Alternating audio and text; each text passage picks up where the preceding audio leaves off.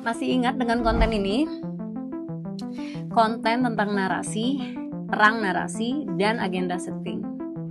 Nah, ini sudah dilakukan di Indonesia dan sedang dilakukan lagi dan lagi, bahkan sudah sangat masif saat ini. Pola ini sebenarnya mudah ditebak, tapi sulit dimitigasi. Karena pelaku berusaha untuk menyerang pemerintah dengan mengamplifikasi pilihan fakta yang menyentuh emosi masyarakat, sehingga masyarakat dibuat tidak berpikir jernih dan rasional ketika membacanya, mendengarnya, menontonnya. Kita buka-bukaan aja agar ini menjadi upaya preventif untuk kita tidak terjebak lagi seperti Agustus Kelabu yang lalu. Siapa yang melakukannya? Oknum-oknum nakal yang didonori oleh oligarki dan pihak asing. Yang mereka ini tidak ingin pemerintahan kita stabil, sehingga negara kita runtuh dan keserakahan mereka bisa menguras semua kekayaan alam negeri ini. Kemudian masyarakat kita dibuat sengsara dalam kemiskinan dan perbudakan modern. Ini ya, ini adalah upaya dari orang-orang dan entitas di belakang mereka yang ingin Indonesia kacau balau. Mereka ingin kejadian seperti Agustus kemarin lagi dan lagi, mungkin lebih parah, yaitu tujuannya menggulingkan pemerintahan Pak Prabowo.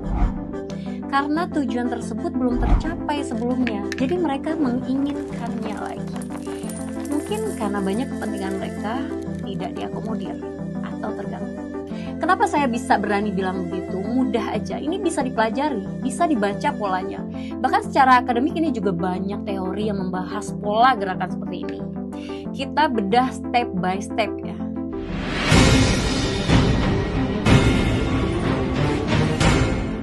Step pertama yang mereka lakukan yaitu menentukan isu dan framing awal.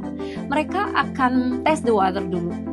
Tahu mana yang lebih menyentuh masyarakat, menangkap emosi masyarakat, mulai dari RUU TNI, MBG, militerisasi, pembunuhan atau brutalitas aparat, hingga isu pendidikan. Mana mereka test the water dulu, mana yang direspon oleh publik yang lebih kuat menyentuh emosi publik. Lalu baru mereka ke step berikutnya. Step kedua, distribusi narasi yang kuat. Mulai dari pendapat tokoh, akademisi, korban, hingga aktivis dan lain-lain. Banyak banget mereka akan ambil narasi-narasi ini karena narasi yang mereka lempar secara emosional ingin mereka framing secara rasional, seolah-olah publik itu bisa melihat bahwa mereka itu rasional. Lalu step ketiga, ini yang sedang kita saksikan saat ini, yaitu diskusi publik dilakukan baik offline maupun online. Agar apa? Seolah-olah isu ini organik dan didiskusikan secara umum, tidak bersifat eksklusif. Padahal ini adalah isu yang mereka pilih setelah test the water tadi. Jadi ini tidak benar-benar umum dan organik. Ini adalah isu yang mereka pilih. Lalu setelah diskusi publik, step keempat nih, yaitu membuat polarisasi dan memperkuat konsolidasi pendukung agar narasi tadi berubah dari yang awalnya hanya sekedar narasi menjadi identitas. Ini sudah kita lihat di Agustus yang lalu. Masyarakat terpecah dan ruang konflik semakin lebar. Akan muncul dikotomi lo versus gue dan membangun seolah-olah satu identitas yang paling pro rakyat. Step selanjutnya yaitu menunggu momentum dan menyerukan aksi. Ini step selanjutnya nih, seperti yang Agustus lalu juga. Dari diskursus online nih, sekarang akan menjadi aksi offline lapangan untuk membenturkan masyarakat dengan pemerintah, menggunakan kelompok dengan identitas pro rakyat, pro demokrasi, pro HAM atau apalah itu. Dan ini akan mereka lakukan ketika momentumnya tepat atau mereka membuat momentum tersebut. Untuk suasana ini jadi makin panas nih, kacau, kekerasan dinormalisasi, aparat diprovokasi, dan mohon maaf nih, kalau jatuh korban, ya inilah yang mereka tunggu sebenarnya. Karena mereka akan mengamplifikasi ini.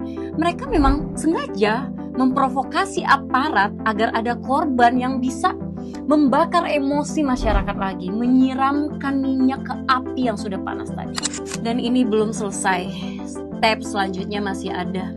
Step ke-6, yaitu aksi tersebut akan terus mereka lakukan seperti siklus sampai pemerintahan benar-benar takluk dan kepentingan mereka masuk.